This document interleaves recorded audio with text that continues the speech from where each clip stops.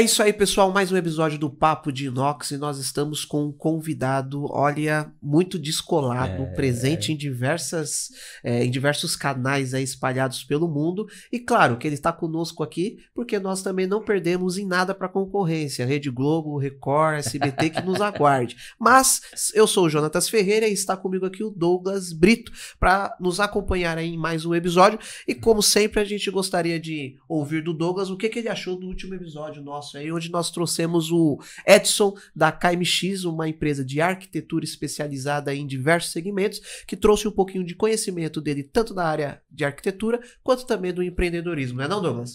Foi satisfatório, foi muito bom, produtiva nosso bate-papo, né, no podcast, entendendo a importância do inox na arquitetura como um todo. É um prazer, quero mandar aí um abraço, um beijo para o meu amigo chamado Edson, da KMX, foi satisfatório, gratificante receber ele aqui. E nós estamos hoje com um convidado mais do que especial. Eu posso dizer que ele é um youtuber? Ele é influencer, youtuber, sei lá, mas tem muito conhecimento? Rapaz, ele é professor, mestre, já doutor. Me assustou aí, só dele abrir a boca, eu já falei, meu Deus. Tá ensinando a gente a forma da gente se comunicar melhor, né? Cara, é fera. Ele teve, sabe na onde? Aonde? Semana passada, no Domingo Espetacular da Rede Record. Cara, será que... Por favor, apresenta ele. Será que você consegue ler esse currículo que é completo e vasto? Eu tenho que resumir aqui e ele se vira para se apresentar aí em pouco tempo, porque a gente tem que fazer um monte de pergunta para ele aqui. Tá comigo hoje, então, aqui o Leonardo Calicchio, ele que tem 15 anos de Mackenzie como professor aí de engenharia mecânica e também engenharia de materiais. Além disso, é empreendedor e, como eu havia dito já no início, está sempre presente em diversos canais televisivos e, claro, conosco aqui também no Papo de Inox para a gente conversar um pouquinho sobre materiais no geral e o inox, que é o grande interesse aí de quem nos acompanha, não é não, professor Léo, professor descolado aí, todo irreverente, conta pra gente aí um pouquinho quem é você, se apresenta aí. Obrigado, muito obrigado pelo convite, é um prazer mesmo estar aqui com vocês.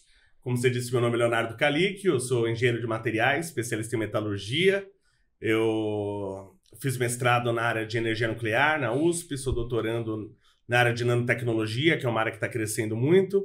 Estou há 30 anos trabalhando na indústria e traindo aqui o aço carbono que eu sempre trabalhei. E hoje vim falar mais de aço inox, porque a gente está entrando muito, a gente está com um projeto muito legal. Não sei se a gente pode falar nome de empresas aqui, mas a gente tá com o pessoal da Binox, o pessoal da Peran, eles fica parceiro. A Binox e a Peran já sentaram aí. Ah, então tá bom. O Paulo Ricardo. Paulo Ricardo é uma pessoa espetacular. Thiago. O Guida. O Guida, o filho dele vai ser meu aluno no semestre que vem. Olha aí, Guida. Ele que se prepare, que ele vai agora que ele... Ô, Guida, olha aí, Guida. Aí leva a gente também pra Timóteo. Você tá levando o filho dele, mas não leva a gente, hein? Aliás, eu tive em Timóteo lá, é muito legal. Olha eu fui lá em Timóteo, bem bacana lá, fui visitar lá. A gente tá se organizando aí pra chegar lá e fazer uma apresentação legal lá, né? Sim, é muito bacana, vale a pena. Vai sair do papel isso aí. É um projeto aí que a gente tem pra frente pra mostrar, né? Desde a extração do minério, a transformação, né, do ferro gusa. Meu, é o que a gente tem de planejamento, e o Guida prometeu aqui, ó, sentado nessa mesma cadeira, que a gente vai lá. E quando a gente for, a gente chama o professor Léo pra explicar, né? Porque... E a qualificação, a qualificação do pessoal da Peran é uma coisa assim inacreditável, né? De você conversar com as pessoas lá, e elas são sempre muito educadas e muito prestativas, né? E todo mundo ali com mestrado, por exemplo, porque não é normal a gente ver na indústria as pessoas com mestrado, com doutorado, não é algo normal.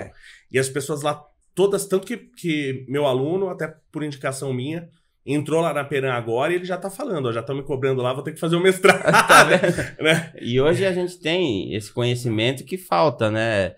Falta bastante, falta muito. Capacitação desse pessoal que está no mercado, ou às vezes querendo ingressar no mercado, mas o conhecimento está muito aquém do que deveria ser, né? Absurdamente aquém, infelizmente.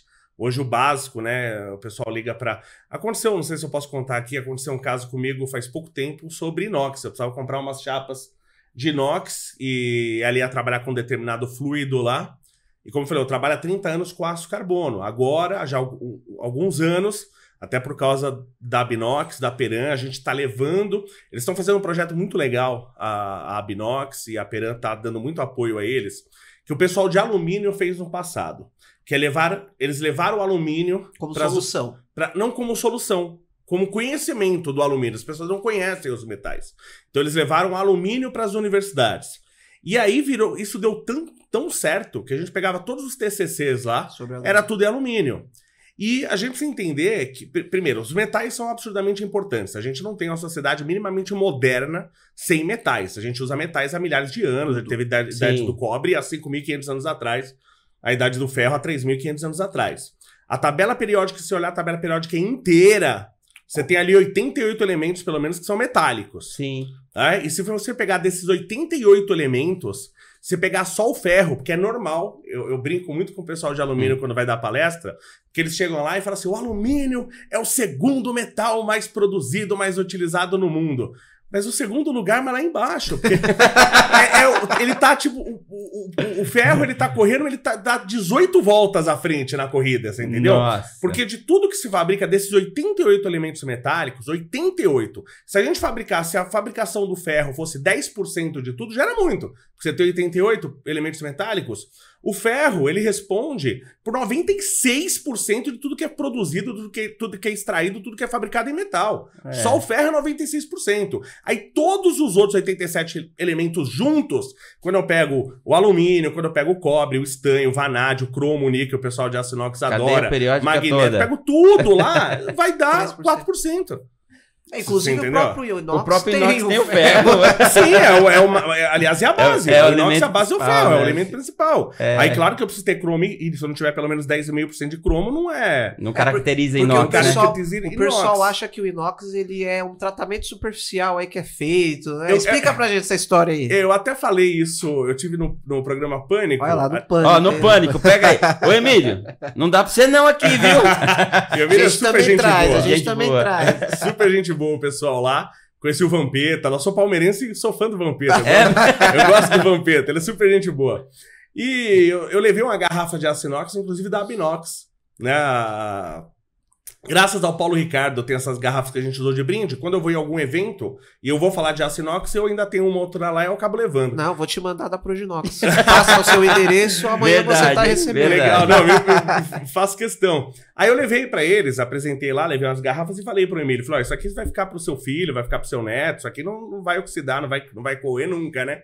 E aí o Emílio é um cara super inteligente, um cara muito inteligente. E ele falou, porque tem um tratamento aqui, né? Então você vê, até um cara como o Emílio, ele acha que o aço inox, ele é inoxidável por causa de um tratamento. E eu já falei, já começa pelo nome. Quem inventou esse nome também tinha que apanhar, né? Esse nome de aço inoxidável. Né? Porque até a gente fala muito, a gente pega muito em literatura em inglês, apesar de eles falarem o inox também, né? A gente pega muito na literatura em inglês como stainless steel. Isso. Né? O aço que não mancha. Né? Stainless é o nome mais correto. E esse aço que não mancha... Faz mais sentido. Faz um pouco mais sentido. Porque tudo isso vem da metalografia, que a gente estava falando antes, né? Que precisa ter uma metalografia, empresa, e o pessoal... É caro para ter metalografia? Fala pra mim. É absurdamente barato, mas é absurdamente barato. Hoje você comprar um microscópio óptico é baratíssimo, uma leixadeira, uma politriz é baratíssimo, um embutidor é baratíssimo. O que falta é conhecimento para poder entender o processo correto de você fazer a identificação do material, né? Você fazer um laboratório básico de metalografia é muito mais barato que um carro usado. Tá vendo aí? Você comprar um carro usado vagabundo, hein? Tá vendo? Um carro usado vagabundo. Sua câmera é essa daqui. Quando você fala essas coisas, você já cola naquela câmera ali, porque isso aí é muito importante. A divulgação de conhecimento é fundamental. Então, isso eu acho que é até meio básico. Quando a gente trabalha com aço carbono, a gente faz lixamento, faz... básico pra ele. Não, mas é o que todo mundo faz, né? Entendi. Você faz o lixamento, faz o polimento, aí eu crio uma superfície espelhada, que ela só é espelhada porque é característica do metal, eu só quero que ela seja polida. Camada passiva que eles chamam? Não, no aço carbono. É só no carbono. É só para eu deixar a superfície polida. Quando eu coloco essa superfície polida no microscópio, o microscópio ele tem uma incidência de uma luz, tem uma luz para eu poder ver. Como ele ficou espelhado, toda a luz que bater, que ela incidir, ela vai refletir. Então eu só vou ver luz, não vou ver nada. O que a gente faz? A gente faz um ataque ácido numa solução chamada Nital. Então a gente quer uma solução com ácido nítrico. Isso todo mundo conhece na indústria. O pessoal faz. Põe no Nital, o que o Nital vai fazer? Ele vai atacar a fase rica em carbono. no ferro. Então ele vai atacar a sementita, por exemplo. E ele esburaca a fase rica em carbono. Então o ferro continua polido e a fase rica em carbono, a sementita, a perlita, que é o microconstituinte, né? Ela vai ficar esburacada. Então toda a luz que bater no metal, ela vai refletir. Toda a luz que incidir na fase de carbono, ela vai para qualquer lugar, porque agora ela está esburacada. E aí eu consigo, no microscópio, identificar o que é ferrita, o que é perlita, por exemplo, no aço carbono. No aço inox, quando se foi fazer a mesma coisa, que o aço inox foi descoberto meio sem querer, né? Quando se foi fazer a mesma coisa, se fazia o ataque, a gente faz o ataque por 5 segundos. Eu pego um unital 2, 3%, você faz 5 segundos, emerge lá 5 segundos. Você botava 5 segundos o aço inox, nada. 10 segundos, nada. 1 minuto, nada. Já 5 dias lá, nada. Esse ácido não atacava o inox, justamente por causa da camada passiva. Então eles chamaram, e quando você ataca, ele é visível. Eu vejo o metal polido, aí eu ataco, e eu olho e ele fica manchado. É visível que ele atacou. O inox ele não manchava. Entendi, por isso o nome. Por isso stainless steel. Legal. Entendeu? Então daí vem esse nome. Só que aí o nome aço inoxidável, ele é um nome ruim, porque o aço inoxidável basicamente... Tipo, não inoxida, né? Não é bem isso. Não é nada disso, aliás, né? Não é nada disso. Não tem nada a ver com oxidação, É porque assim, por que qual é o problema da oxidação? Nenhuma. O alumínio, Todo material oxida, né, professor? Então, alguns são mais resistentes. Eu faço essa pergunta para os meus alunos brincando. Aí eu explico lá, mostro a ferrugem para eles e tal. E eu falo, algum outro metal enferruja? E aí todo mundo fica com aquela cara e tal. Eu falei, gente, só pode enferrujar o ferro. Né? Porque a ferrugem é o nome característico nome, né? do óxido de ferro. Não necessariamente é só óxido, tá? Sim. Pode ser hidróxido, às vezes você forma vários óxidos, FeO, Fe2O3, Fe3O4, você tem vários óxidos que se formam ali. Mas no caso, quando eu boto o cromo, o problema no caso do ferro é que ele forma vários tipos de óxidos e hidróxido. Quando tem umidade ainda é pior, porque ele forma goetito, hidróxido de ferro, ele é solúvel. Então você forma esses óxidos que vai absorvendo tudo que está no redor dele, que está em contato ali, não é? O óxido, na verdade, ele é poroso, ele não é aderente ao óxido de ferro, Perfeito. Ele é poroso, ele não é aderente. Então, e ele tem propriedades, por exemplo, de dilatação térmica muito diferente do metal. Ele é um cerâmico óxido. Então, pelo próprio intemperismo de aquecer e esfriar o tempo, esse óxido vai se destacando. Então, isso é a corrosão, é a perda de massa. Então, eu formo o óxido destaca. Aí, o metal que está por baixo, oxida de novo, destaca. Aí, o metal que está por baixo, oxida de novo, destaca. De massa. Aí, você perde massa, o metal acaba. Por isso que sua chapa acaba. Por camadas, né? Vamos dizer assim, não é bem assim, porque são vários mecanismos, mas no caso, por exemplo, do aço inox, quando eu boto o cromo, ele oxida absurdamente mais rápido do que o ferro. A literatura diz, e eu discordo, mas vamos citar a literatura, é que é uma palavra que eu não gosto, eu brinco com meus alunos, falo, tem umas palavras que eu não acredito, instantâneo e infinito, eu falo, eu não acredito, né? Nem no instantâneo, nem no infinito, tudo tem que demandar um tempo. Sim. Então não acredito no instantâneo, a não ser que a gente vai para o conceito de instante, mas aí eu não vou acreditar que o óxido se forma assim, mas eles falam, o óxido de cromo ele se forma instantâneo. Então quando eu boto o cromo no ferro, o cromo, como ele oxida muito mais rápido, ele vai oxidar e formar óxido de cromo. Essa camada ela é fina, transparente e aderente. E como eu formei a camada de óxido de cromo em cima do aço inox, ele não deixa o ferro oxidar. Então o aço inoxidável, ele é totalmente oxidado, por isso que ele não oxida mais. Então esse nome inoxidável tá errado. Caramba. Entendeu? Porque ele é um aço todo oxidado. Como ele já está oxidado, como é que o oxigênio vai ter contato com o metal base que está por baixo? No caso do aço carbono, ele tem contato porque a camada destaca. Ele está aparente. Ele tá aparente no aço inox, só que ela é transparente, porque ela é tão fina que ela é transparente. Então você tá vendo o metal, aquele brilho metálico do aço inox é do metal. Você tá vendo o brilho do metal, só que ele tá por debaixo de uma camada cerâmica, que é a camada de óxido. Então, a camada passiva. Camada passiva, é essa aí. Ele tá isolado lá, né? O metal, ele tá protegido, é como se eu tivesse coberto ele com óleo. Oxidado. Ele já tá 100% oxidado. Só que o legal é como a liga é ferro-cromo, basicamente, né? A gente fala assim, inox, ferro, cromo, níquel e tal. Mas como basicamente ela é ferro-cromo, então se eu riscar, pegar um pulsão e riscar essa camada de óxido, instantaneamente outra se forma por baixo. Então, o poder de recuperação dela, né? A literatura diz, não gosto dessa palavra, mas a literatura diz, o poder de recuperação é instantâneo. É rápido. É rápido, é muito rápido. É a ação do oxigênio, né? Ação do oxigênio. Ô Douglas, Você tem quanto tempo no mercado trabalhando Cara, com inox? tô há 27 anos, desde os meus 13 anos, Cara, eu tô 13 tendo uma anos. aula E você sensacional. já ouviu Sempre isso trabalhei nessa com a explicação? Sinox. Cara, eu tô há quase 10 anos pesquisando, porque né, envolvido com a Proginox e tal. É a primeira vez que eu vejo um negócio Surreal, desse. né? Ô, professor, E a gente já ouviu de muita já ouviu gente. de todo mundo. Ô, Já professor, participou de muita palestra, não? nossa. Alguém já Deus fala. explicou Hoje isso? mesmo nós estávamos em uma palestra sobre inox. Legal. E nunca foi explicado com maneira tão clara. Ô, professor, aqui nós somos seus alunos. Que isso? Quem sou eu? Fica à vontade.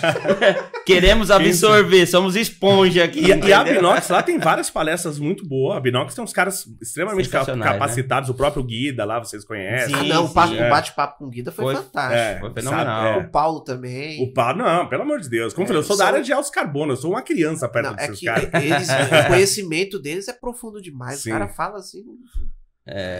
Trabalham uma vida. E é ruim, porque no mercado a gente tem muita falta de profissionais na área de aço inox. E por que tem essa falta toda? Aliás, está envolvido com a próxima pergunta que eu vou te Vamos fazer, lá, mas quer me fazer- responde quer- essa daí. vamos Ou lá. você quer responder as duas de uma vez? É que eu já falei uma coisa em outro podcast, isso viralizou e deu muita polêmica. Poxa, então vamos viralizar Ó, agora. vamos lá. vamos também, vamos entrar Olha pra nessa aquela aí. câmera lá, vai lá, já fala pra viralizar. E eu não sei se. O problema é que são dados, né? Então, inclusive, tem até alguns políticos aí.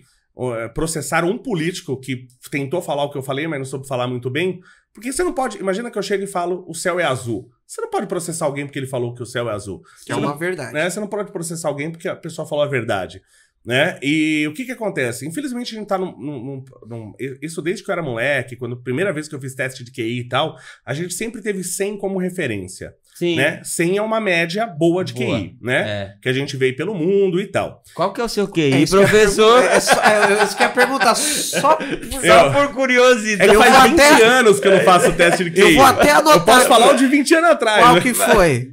Quando eu fiz, deu 156. Eu espero ter melhorado um pouquinho. E deixa eu te de lá pra perguntar, cá. e qual que é a média do ser humano normal? Então, 90, Jonas. então, aí que tá o problema. Hoje no Brasil, a média no Brasil tá 83. E a 83. sua- quase. Na Sim, minha entendi. época, abaixo de 80 já se considerava retardo mental. Abaixo de 80. E hoje não. A gente tem que ver o público aí. Então a gente tem o brasileiro, ele tá com a média 83. Eu vou até marcar aqui, fazer teste de QI. E o que acontece? Você tem até estudo mostrando pra isso. Pegaram eu esqueci qual que era a raça do macaco que ensinaram até a língua dos sinais. Esse macaco, ele Chimpanzé? tinha... Não era um chimpanzé. Ele tinha 90 de QI. 90. Quer dizer, se eu pegar... se eu pegar essa média de 83 e o desvio padrão... Um macaco, Médio, né? entendi, se eu pegar o desvio padrão, eu vou pegar que 68% dos brasileiros, eles têm QI abaixo do que um macaco pode chegar. Então, como é que eu vou trabalhar com essa mão de obra? Você tá entendendo? Então, enquanto a gente não investir em ensino de qualidade, primeiro, não é nem conhecimento tá absurdamente disponível aí, Bacana. tá? Só que enquanto eu não investir em ensino de qualidade, enquanto as crianças pegam qualquer vídeo na internet, de qualquer pessoa perguntando coisas básicas pro cara do terceiro colegial. O cara que acabou de passar 12 anos na escola. 12 anos! Eu falo, deixa um ano, essas crianças com um ano, que eu ensino muito mais do que eles aprendem nesses 12 anos. Aí você pergunta pro cara a fórmula da água, o cara não sabe. Quem descobriu o Brasil, o cara não sabe. Outro dia perguntaram pra uma menina, acabou de se formar no colegial, quanto vale o pi? Ela, o que é pi? Nossa. Como é que você ficou 12 anos na escola? Você nunca fez um cálculo de área de um círculo? Você não sabe... Não sabe nem o que é o delta. Não, mas imagina. Entendeu? Então, infelizmente, a gente teve um emburrecimento da população. Que Isso é triste, né? Eu acho que a gente nunca teve um QI tão baixo, desde que se mede, nunca teve um QI tão baixo na história do Brasil. Então, e as pessoas se escondem atrás, inclusive, da ignorância. Como eu falei, eu precisava de uma chapa de aço inox, liguei para um cara, a chapa de aço inox era para trabalhar com um determinado fluido. Eu não sou especialista em aço inox, eu estou trabalhando há algum tempo em trabalhos acadêmicos com os alunos, por causa da Benox e da Peran, que estão na parceria lá com a gente. Perfeito. Né? E aí eu falei pro cara, olha, esse aço inox, ele vai trabalhar com fluido tal e tal. Eu falei, o que você me recomenda? Aí o cara chegou pra mim e falou, não, a gente não dá esse tipo de informação. Aí, eu fiquei louco quando o cara falou isso. Eu falei, peraí, você não dá esse tipo de informação ou você não sabe? Porque imagina eu chegar numa loja de concessionária, numa concessionária de carro. O cara não sabe explicar. Não, eu chego e falo assim, ó, preciso de um carro pra minha mulher aí, não sou casado, mas de exemplo. Preciso de um carro pra minha esposa aí, ela anda mais na cidade, leva as crianças pra escola. O que você me recomenda? Cara, não dou esse tipo de informação. Você consegue imaginar? Uma moto. Gente, então quer dizer, o cara ele não tem o conhecimento, não busca e também não tem a humildade de chegar e falar assim, olha, eu não sei, mas eu vou ver aqui, vou perguntar pra poder te falar, porque ele trabalha com isso. Então a gente já tem um problema de ter um amigo meu que tem uma empresa também, o Eduardo, e ele estava contratando pessoas lá para venda e compra, e veio uma menina lá, e a menina muito fraca, ele fez a pergunta mais por desencargo de consciência, falou assim, olha, você vai ter que trabalhar com unidades, a maioria dos materiais vem pra gente em polegadas, e você tá tendo dificuldade com centímetro, milímetro. Aí ele falou assim, ó, quantos centímetros tem 1 metro? Ele perguntou pra moça, uma mulher. Sim, e ela falou desenvolvida, assim, né? Quantos centímetros tem? O nome tá falando, né? Centímetro. O nome tá falando. Quantos centímetros tem 1 metro? Aí ela falou assim, uns 28. Falei, não é possível. É tipo pira. Como é que eu vou trabalhar com essa mão de obra, entendeu? Então, o que acontece? As empresas estão até fazendo parceria, uma Mackenzie está com umas empresas, e aí tá levando... Para desenvolver o conhecimento? Para desenvolver conhecimento. Às vezes o cara se forma em engenharia mecânica, ele faz um mestrado lá em engenharia de materiais, ou tá fazendo parceria para o cara mais novo cursar engenharia de materiais. Então, porque eu preciso desse conhecimento. E o conhecimento, principalmente da engenharia de materiais, a gente brinca que fala... Eu brinco com meus alunos, fala, é a linguagem da natureza. Falei, a natureza fala com a gente, mas não fala com a gente igual o pessoal lá da Faculdade de Humanas fuma um negócio e fala, a árvore tá falando comigo. Ela fala mesmo com a gente nas características que ela dá. Quando o metal trinca... por exemplo, a geometria daquela trinca, a propagação daquela trinca, ela identifica, ela conta toda a história dela. Tá? A trinca, ela conta toda a história dela. Ela fala pra você tudo o que aconteceu. Porque cisalhou, aonde quebrou, qual foi o tipo de solicitação, onde que começou, se foi sobrecarregado. Bacana. Entendeu? Cara. Se é um problema de fadiga, né? Que é 90%, tem estudos aí que falam 90% das quebras em operação é fadiga. Né? Tem, outros questionam esse dado e tal. Mas aí quando você pega, o cara fala assim, não, a gente fez um uso normal, não sobrecarregou. A Calma trinca aí. me diz. O cara não adianta o cara mentir pra mim, a trinca me fala. Então, o problema é esse. Materiais é absurdamente fácil, mas muito fácil, mas muito. É uma coisa que uma criança aprende engenharia de materiais, só que ele é outra língua. Ele tem que aprender a língua da realidade, a língua da natureza. Por isso que a gente trabalha hoje, sei lá, com compósitos poliméricos. Você faz prancha de surf, desde uma prancha de surf até um carro Gurgel que tinha aqui, que era resina e fibra de vidro, até um Zonda, um Pagani Zonda, carros de alta tecnologia. Né? Da onde veio aquela ideia? Você usar uma resina e uma fibra. Uma resina para você ter leveza e associar com a fibra para você alta resistência. Né? Por que os caras pensaram dessa forma, né? Aí quais são as vantagens, né?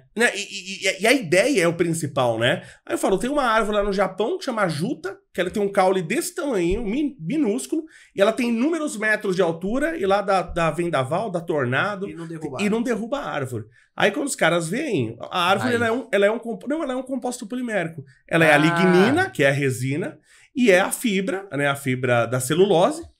Tá? Uma árvore é um composto polimérico, só que no caso dessa, ela tinha fibras muito compridas. E a gente sabe que fibras compridas, elas dão mais resistência mecânica nesses compostos. Ela entorta, enverga, mas não quebra. E aí eu falo para os meus alunos, a natureza está aí há quase 15 bilhões de anos testando coisa. É só observar, É só olhar. Ô professor, e o que você ia falar aí que deu... polêmica, eu não esqueci não. Não, foi essa do QI. Essa aí do QI que deu uma confusão dessa afirmação e... Poxa, mas aí o camarada deve... Mas é só pegar os dados, não precisa acreditar em mim, os dados estão aí. E assim, e se você for analisar hoje essa geração, que está muito imediatista e sendo influenciada pela internet, a busca por um conhecimento está sendo muito... degradante se você for analisar, porque o conhecimento, a base que ela busca é através de um influenciador, que às vezes o conhecimento não é científico e nem empírico, ele tá falando algo solto ao vento que nem se preparou para falar. Né? Exatamente. Então ele tá falando o que ele acha, não o que ele conseguiu comprovar, né? E através do conhecimento científico, você comprova as afirmações e entende as razões daquilo que você está apresentando como solução. Né? E isso eu acho maravilhoso, porque você vê muitas pessoas famosas, a pessoa não tem formação, não tem conhecimento, não tem dado, mas eles são articulados. Então eu tenho uma geração... Ele dá opinião, né? Eu falo, tipo um Pablo Marçal. Ele é absurdamente articulado, esperto. Mas é só você observar a figura master, né? Enfim. Eu não ia nem comentar esse aí, mas que hoje, depende se você comenta aí, então, você vai preso, né? É verdade. E a gente tá bem servido de bons exemplos. Bons exemplos. Isso é muito ruim, né? Você pega a história dos Estados Unidos, da Inglaterra, de vários... Quando eu comecei a estudar história, eu nunca tive uma aula de história no colégio. Porque eu fiz colégio público. Meus professores, e desculpa falar, mas é a palavra, eles são bandidos, os professores que eu tive. Eles receberam dinheiro para fazer um serviço que eles não fizeram. Eles nunca deram uma aula. Colégio, e olha que eu não peguei um colégio público que é tão ridículo como hoje. Mas nunca tive uma única aula de história. Não deram aula nenhuma. E eu sempre gostei de história, é uma das perguntas que eu mais recebo no canal, se eu sou professor de história. Que bacana. E eu comecei a estudar por mitologia.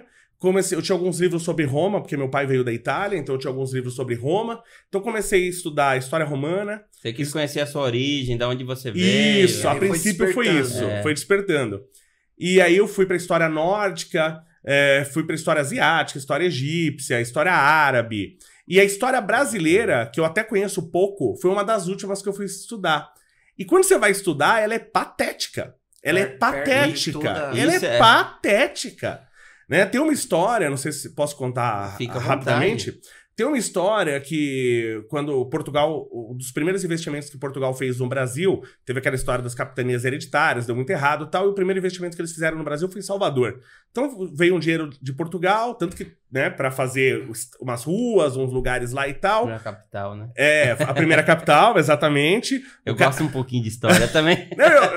E é a que eu menos conheço, a história do Brasil. Até o primeiro, acho que foi o primeiro ministro da Justiça do Brasil, ele era um cara que tinha sido condenado em Portugal. A gente já começou com o ladrão aqui. A gente já começou com o ladrão. Então a gente já não mudou, não? A gente tem uma cultura, assim, de ladrão governando, assim, secular. Aqui, é uma coisa incrível. E aí, quando teve a independência do Brasil, o Portugal falou, peraí, mas eu botei um dinheiro aí, botou uma miséria. Né, mas eu botei um dinheiro aí, eu quero o dinheiro de Salvador, vocês não vão levar, não. Salvador é nosso. E eles vieram aqui guerrear por Salvador. E aí o Brasil de cá, né, brigando lá e tal, e aí a gente tomando um pau, pra variar, a gente tomando um pau, normal, né, dos portugueses e tal. E aí, a gente perdendo, e o comandante lá das tropas brasileiras, ele chegou pro corneteiro, porque como é que eu comando um monte de gente no meio da guerra? Então o cara dá comandos por corneta. O cara chegou pra ele e falou, dá o comando pra gente, pra recuar, pra retirada. Dá o comando pra retirada. E o brasileiro, ser muito competente, o cara errou o toque. Em vez de ele dar o toque pra recuar, pra retirada, porque eles estavam perdendo, o cara deu o toque de avançar e degolar, que é não fazer prisioneiro, matar todo mundo. Os caras ouviram o toque, foram pra cima, matando e não sei o quê, e o comandante português falou, eles receberam reforços. Caiu a casa pra gente. E aí o cara, ele bateu em retirada. A gente ganhou essa batalha sem querer. Essa é a história do Brasil. Cara. Quando algo dá certo, é sem querer, porque a gente não faz nada pra dar certo, mas nada pra dar certo. Pelo contrário, né? Pelo contrário. É só você analisar, olha que interessante, como o Brasil não valoriza o conhecimento. Se você for analisar, qual é a regra para que a gente tenha o maior cargo que está sendo ocupado hoje? Quais que são os critérios de avaliação para que possa colocar alguém preparado para poder fazer essa valorização? Peraí, desculpa. Vou perguntar de novo. Hoje, para você ser um presidente que é o maior cargo, sim, qual que é a formação que você tem que ter? A regra que eu saiba que existe hoje para presidência é só a idade. Para você ter que ter pelo menos 35 anos. Você entende? Como alguém que vai governar, sim, que vai incentivar o ensino, o conhecimento, o acesso ao conhecimento, se ele não é obrigado a estar preparado através do conhecimento, o mínimo que seja. Então, mas aí a Quais gente são tem... os critérios, né? A gente tem uma algema no Brasil aqui, que é chamada, que é uma palavra que eu peguei ódio nos últimos anos, que é a democracia.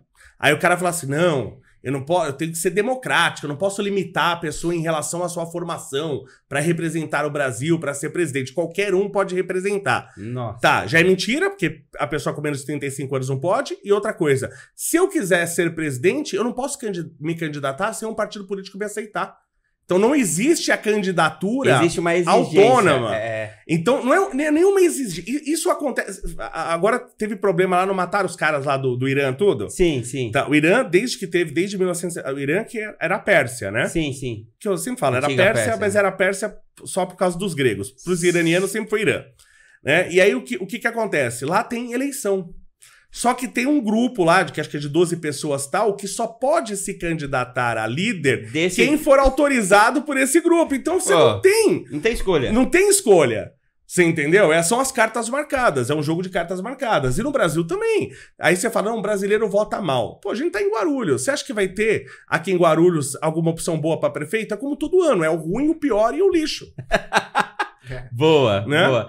Todo ano é a mesma coisa. Porque também não valorizam exatamente o acesso ao conhecimento. E quanto mais você deixa a população sem o acesso, mais fácil é de virar uma massa de manobra, uma condução, porque a partir do momento que você tem o acesso ao conhecimento, você vai virar um questionador, uma pessoa crítica, alguém que vai avaliar as tomadas de decisões sabendo seus direitos e seus deveres. A partir do momento que você não tem essa exigência, qualquer coisa que vem, você aceita, porque para quem tá perdido, qualquer caminho serve. Mas é que tá. O problema não é nem teu conhecimento. O conhecimento é cada vez mais acessível. Hoje, todo mundo sim. que quiser tem acesso ao conhecimento.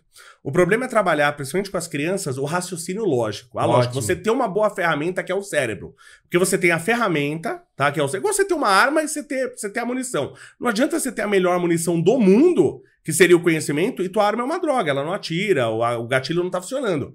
Que é isso que a gente tem. A gente pode ter todo o conhecimento do mundo. A arma não presta. A arma não funciona. Então, trabalhar a lógica, os vários tipos de lógica, indutiva, dedutiva, abdutiva, isso é muito importante.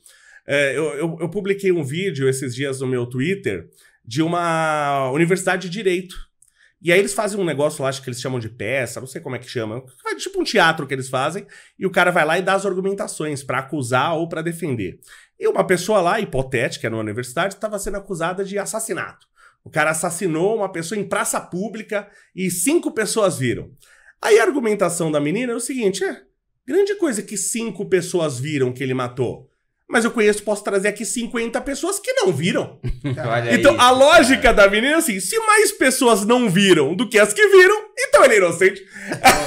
Você entendeu? Absurdo, não adianta você ter toda a informação do mundo. E eu falei, essa menina deve estar se achando gênia de falar isso aí. Ela deve estar se achando, porque é uma questão matemática. 5 pessoas viram.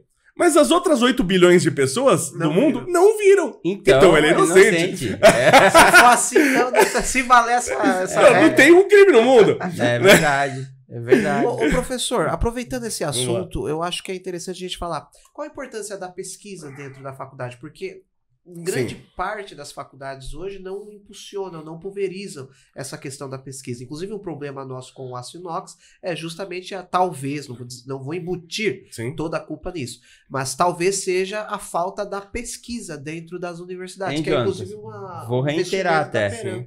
E por conta disso, há um enfraquecimento enorme da indústria brasileira. Um sucateamento. Isso é triste. Isso é triste. Não se descobre coisas novas.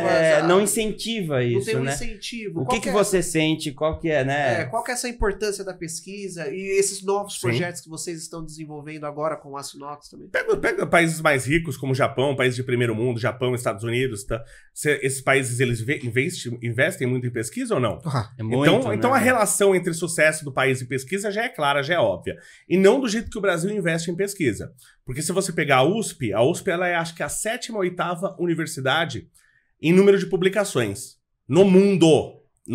Ela acho que era a 7ª ou 8ª publicidade. Isso virou uma cultura brasileira que é péssima, que é a cultura da publicação. Só publica.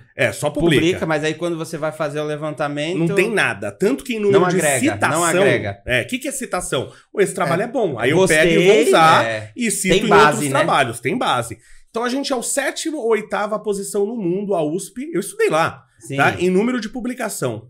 Tá? Em citações, tá na posição assim, 800. Quer dizer, a gente publica muito, só que só publica lixo. Referência não se torna uma referência. Olha isso. A gente publica muito e só publica lixo. Isso então, faz parte da análise do QI, né? Então, mas aí que tá. Mas aí virou... imagina o seguinte, que eu contrato artistas marciais. E aí eu não peço pro cara, vou contratar um artista marcial, porque eu preciso aqui, sei lá, preciso ensinar pessoas, ou eu preciso de seguranças, e eu não posso usar armas. Então, como que eu vou avaliar esse cara? Eu falo assim, amigo, faz uma apresentação aqui pra mim. Tá meu segurança aqui. Faz um treino aí com ele. Mostra pra mim o que você sabe fazer. Seria assim, né? Pra você avaliar se o cara é bom ou não. Aqui, como que eu avalio? Vejo quantas faixas pretas o cara tem. Então, os caras ficam só comprando faixa preta. Ninguém nem sabe lutar. Não precisa saber lutar, não. Nossa, entendeu? Você não precisa comprovar nada. Então, esse meio acadêmico, ele acabou virando muito isso. É publicação, você tem que ter publicação. Tá? Se você não publicou, você ganhou um Nobel, mas o que você publicou ontem? Tá? Então, o que você contribuiu cientificamente, e né? O problema é o seguinte, como você precisa ter quantidade de publicação, você vê, todo cara que ganhou um Nobel, ele ficou 10, 15, 20 anos pesquisando aquela única coisa. Tema, né? O mesmo tema, né? Em cima daquele tema. Então, às vezes, o cara estuda 20 anos para dar um resultado relevante. Agora, se eu tenho que fazer 3 publicações por ano, é só escrever. Né? Lógico que você tem que fazer alguma coisa. Você diz que a fórmula hoje, ela ruim no Brasil. É ruim no Brasil como se avalia. Então, como se avalia a academia, ele é ruim. A gente não tem cultura aqui no Brasil também de ciência.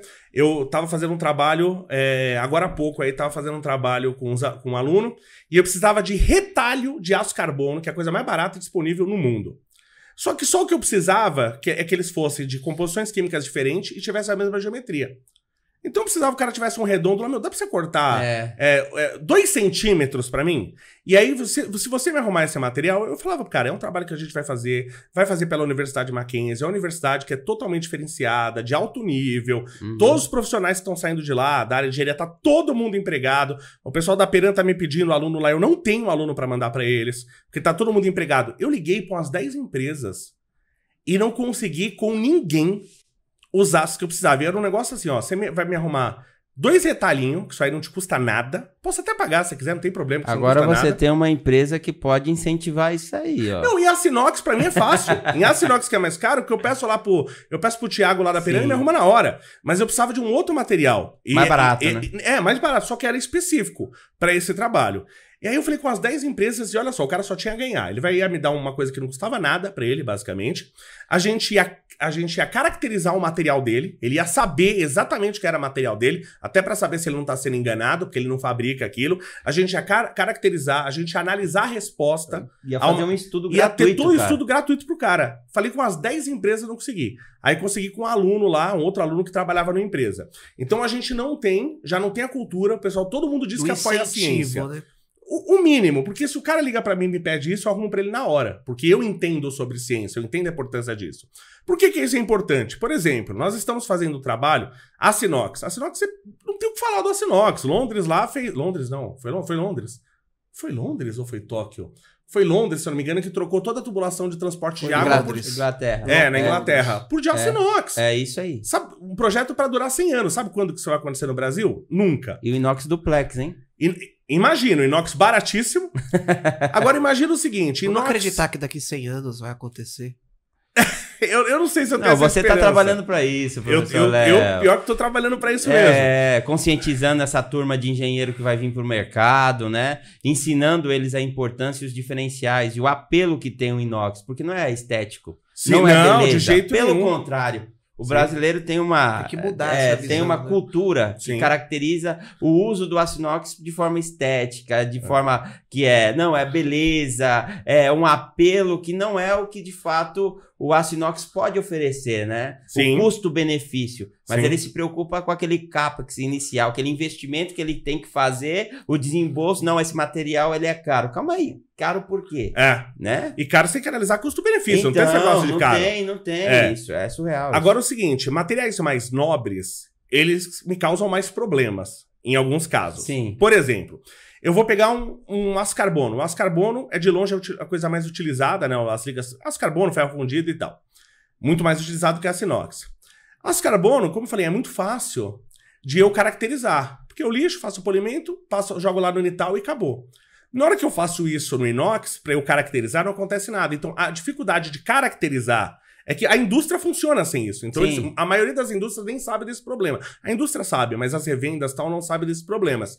Então, caracterizar o aço inox é muito mais difícil. Então, inclusive, eu estou fazendo um trabalho agora em alumínio em cima disso. E aí, agora eu vou fazer em aço inox também. A gente depois vai fazer em aço inox também. Que é o quê? Eu tenho um problema para caracterizar. Né, para eu olhar no microscópio o aço e saber exatamente o que é aquilo lá. Que é o quê? Que é essa camada passiva que é igual eu brinco com cérebro, né? Cérebro é a coisa mais importante que a gente tem no corpo humano. Por isso que ele está totalmente protegido na caixa craniana. Mas o que faz o cérebro ser tão protegido também me ferra se eu precisar fazer uma cirurgia no cérebro. Verdade. Porque ele tá muito protegido. Então a camada passiva que faz o ácido inoxidável ser tão maravilhoso, não é só isso, obviamente, são propriedades mecânicas e tal, mas a camada passiva que me traz tantas vantagens, ela me traz uma grande desvantagem. Porque ela é resistente para tudo, inclusive para eu atacar, para fazer análise no laboratório. Então você vai atacar, via de regra você tem que fazer um ataque eletrolítico. Fazer ataque eletrolítico não é acessível para todo mundo, não é todo lugar que tem. Então dá muito mais trabalho. Então a gente tá tentando fazer uma coisa que eu nunca nem vi, não deveria nem contar aqui, mas vou falar mais ou menos. A gente tá fazendo um ataque do óxido no alumínio, vai ser análogo ao... Sim, então, em vez de atacar o resultado vai ser diferente, né? Vamos dizer assim, ou similar, não sei. A gente vai ser análogo, né? Então a gente vai usar os outros ácidos, ácido fluorídrico, outros ácidos que atacam o óxido.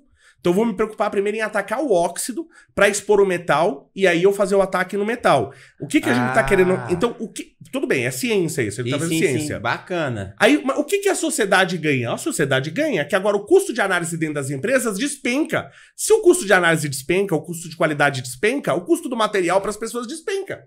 E você consegue identificar de fato qual é a resistência daquele material e que tipo de material você está utilizando, do material que você está utilizando. Então é assim, absurdamente óbvia e evidente o resultado que você tem da ciência para a sociedade.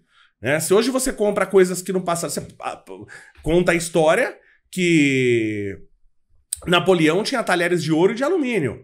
E os talheres de ouro os visitantes usavam. O de alumínio só ele, porque eram os mais caros. E era um metal extremamente leve e bonito. Então parecia que era algo, né, algo mágico por ele ser tão leve, né? Moderno. Por quê? Porque você extrair alumínio é um processo absurdamente caro, um processo via úmida, um processo químico, um processo Bayer. Aí você tem que fazer todo um processo caro via úmida só para você chegar na alumina, para depois fazer a extração e tirar o alumínio. Só que hoje, com o avanço tecnológico com a ciência, você compra uma panela de alumínio na feira, uma mixaria.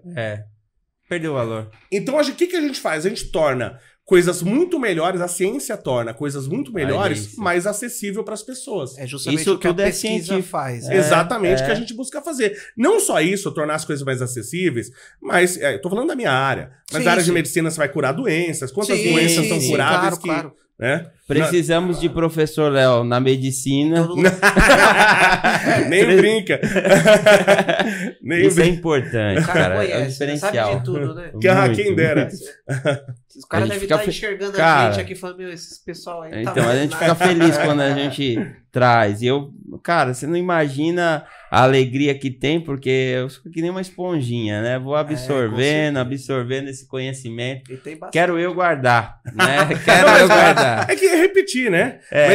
Mas você vê como esse conhecimento ele é importante. A gente tava falando ali fora, não sei se a gente pode tocar nesse assunto. Pode, claro. Você fala o que você quiser. Aqui você é o dono do programa. Você é o professor. Estamos aqui para... Você sentado assim, a gente senta desse. Nós estamos aqui para exatamente incentivar o acesso ao conhecimento de uma forma correta, coerente, para fortalecer exatamente o aço inox, seja também o aço carbono, cada um na sua aplicação, porque o que difere um do outro é exatamente a correta aplicação. Tem segmentos e aplicações que o aço carbono vai muito bem, e é isso mesmo, e tem que continuar. Acabou. E tem aplicações que o aço inox pode sim ter um desempenho. Se você for ver o uso per capita do inox a nível Brasil para as demais populações, para os demais continentes, é absurdo. Acho que é 1,5 tá aqui no Brasil. É 1,5 para 2, né? E se você olhar a Europa, entre outros, é 18. Tem países da África que África do Sul. E não é só uma questão de estética, tá? Você tem legislações, por exemplo, em vários países da Europa, que equipamentos que eles produzem alimento, ele tem que ser de aço inox. E aqui no Brasil você tem até hoje, não, até hoje você tem panificadoras aí produzindo massa de pão com aço carbono. Qual que é o problema disso? Como o aço carbono, ele enferruja, aí vamos falar para o pessoal entender a parte da ferrugem também, e aquela ferrugem ela é porosa, o que acontece? É um foco de nucleação e proliferação de micro-organismos patogênicos. Então você mata pessoas se você usar nessas aplicações aço carbono. Então você o inox tem que usar é vida. inox. Nesse caso ele é vida. Inclusive em hospitais, você colocar aço inox em hospitais, em corrimão e tal, ele é fácil de eliminar. Então você não cria ali colônias. Hospital é normal, a pessoa ir para o hospital. Hospital no passado, até um pouco depois da Idade Média, ainda se chamava, quando apareceram os hospitais maiores e tal, se chamava de casa de morte. Porque quem ia pro hospital, via de regra, morria. De infecção ainda, né? E de infecção. Tá? A chance era assim, 9 vezes maior de você morrer no hospital do que na sua casa. Só que na sua casa você precisava ter dinheiro pro médico ir até a sua casa, ser tratado em casa. Então o hospital era o lugar dos pobres. E foi utilizado hoje também... Hoje é o contrário. Hoje é o contrário. Só que você fica em casa, mas você não recebe o médico em casa. Você só tá lá, você não tá sendo tratado. Eu fiz um trabalho em aço inox. Esse trabalho tem uns 20 anos já. É que aí eu fico revelando a minha idade e eu não queria. Vocês devem conhecer, tem uma liga de aço inox que ficou muito famosa algumas décadas atrás, que é uma liga de aço inox com cobalto. E a alegação era que o cobalto dava mais resistência à corrosão. E essa liga entrou como biomateriais. Aço inox é muito importante para biomateriais, tá? Sim. Biomaterial é uma coisa muito complicada de se fazer, porque antigamente o biomaterial ele tinha que ser um material inerte. Ele ia ficar lá e não ia interagir com o seu corpo. Hoje a gente fala que ele tem que ser bioativo. Então o aço inox, até pela complexibilidade, propriedades mecânicas, tem outras coisas que a gente tem que equacionar. Porque, por exemplo, um metal que eu vou usar ele com inserto num osso, ele tem que ter módulo de elasticidade compatível com o osso. Senão a rigidez é diferente e o metal vai começar a promover trinca no osso. Então, um monte de coisa que a gente precisa analisar. Isso é desenvolvido através de pesquisa, de estudo. Pura ciência. Então, quando eu tenho um aço inox também no corpo aqui, alguns parafusos. Eu tenho também. E é no aço 316, sabe? É aço inox cirúrgico, né? Fio de Kirchner, eu usei, eu tenho, isso desde aí, que apareceu. cara. O aço inox é uma coisa tão incrível que desde que ele apareceu assim num ano, no outro já estava sendo usado na medicina. Foi uma grande descoberta. Foi uma descoberta incrível. A gente estava numa palestra agora e foi comentado que é uma das 5 grandes descobertas do século passado. O aço inox. O aço inox. Não, mas assim, o pessoal não tem noção como o mundo seria absolutamente diferente sem metal. Eu falo grandes descobertas aí do século XIX que revolucionaram o mundo, elas são baseadas em ferro. E coisa que ninguém dá valor. Por exemplo, o container. As coisas seriam absurdamente mais caras hoje se não existisse container. Arame farpado. Arame farpado despencou o custo da alimentação. Despencou. Porque eu consigo, agora eu fiz, em vez de fazer cercas de madeira ou de pedra, eu despenquei o custo de cercar para que os animais não comessem as plantações. Ou seja, tem mais plantação para poder... Então você despencou o custo de você cercar essas coisas. Cabo de aço. Antes do cabo de aço você usava correntes. As pessoas morriam em Minas. E a gente totalmente dependente de mineração. As pessoas morriam em Minas por causa das correntes. Então era limitada ao comprimento que você tinha das correntes. O cabo de aço se evoluiu pra caramba. São 3 invenções que mudaram o mundo, que faz o custo da nossa vida despencar, todas em ligas ferrosas, ninguém dá valor. Container, tá vendo? Arame farpado, cabo de aço, entendeu? No caso, por exemplo, desse do aço inox, eu nem sei se eu deveria estar falando isso, mas vamos... Claro que deve. olha pra aquela... Mas vamos lá, eu nem sei se deveria estar falando isso. Esse aço com cobalto, aço inox com cobalto, ele pegou como aço de mais resistência à corrosão. E aí eu fiz alguns estudos... É o que? É o 444? Peraí, deixa eu lembrar agora, que faz 20 anos que eu vi, eu preciso pegar no meu trabalho lá. Faz 20 anos... Eu acredito que seja esse. Pode ser. É porque você conhece bastante a composição química dele, né? Eu não lembro agora a exília. Eu não lembro a exília, eu preciso pegar. Mas tá no meu trabalho lá, depois eu pego e falo pra vocês. Bom, aí eu testei esse aço, a minha ideia era testar como queria se usar em motores pra anel, né, de pistão. Eu falei, vamos simular motores diferentes. Um motor a gasolina, um motor a álcool, um motor a diesel e tal, e não sei o quê. E eu fiz vários meios, simulei vários meios de motor e tal. E em alguns meios, então dependendo do tipo de motor, Alguns meios, esse aço inoxidável, ele resistia mais à corrosão. Em alguns meios, ele era pior. Ele resistia menos. Então, a maior resistência à corrosão depende do meio. Não é todo meio que ele é melhor. Isso é importante, tá? Absurdamente importante. Porque aí o pessoal sempre quer descaracterizar o aço inoxidável. Na realidade, você não entendeu através dos estudos que são necessários qual é a correta aplicação. Então, aí você falou a palavra que eu ia falar. Tem uma coisa que é absurdamente importante quando se fala em aço inox, que é uma área de engenharia que chama engenharia de aplicação. Se você aplicar corretamente, o aço inox ele dura 100 vezes mais.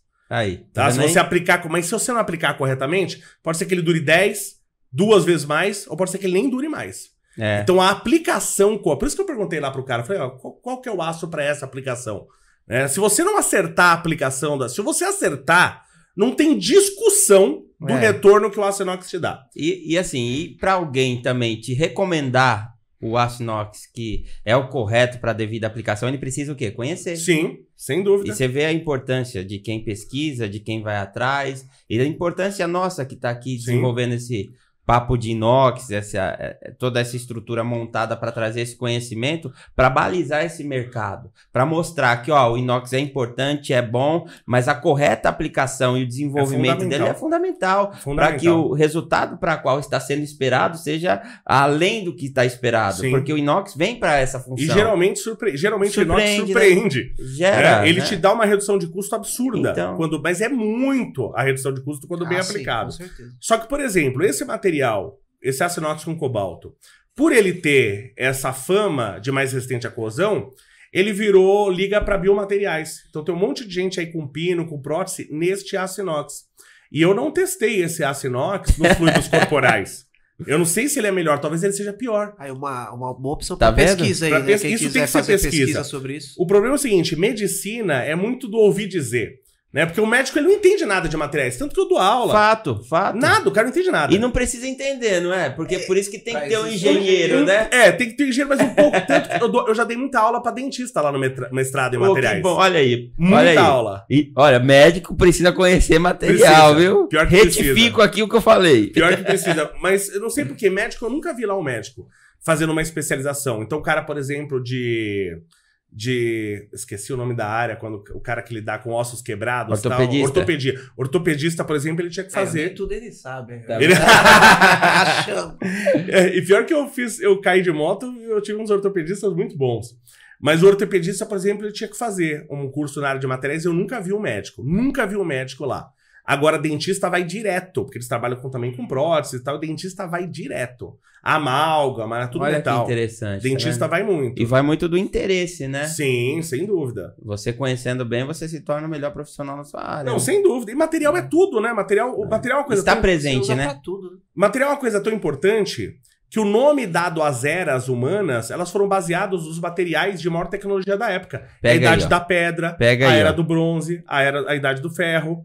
Então, você tem uma noção como material algo importante. Todas as eras humanas foram nomeadas em relação ao material de maior tecnologia da época. Então, daqui que 100 era anos, utilizado, né? Vamos dizer dessa forma. Que era utilizado, sim. Era do inox. Não, já começamos, viu?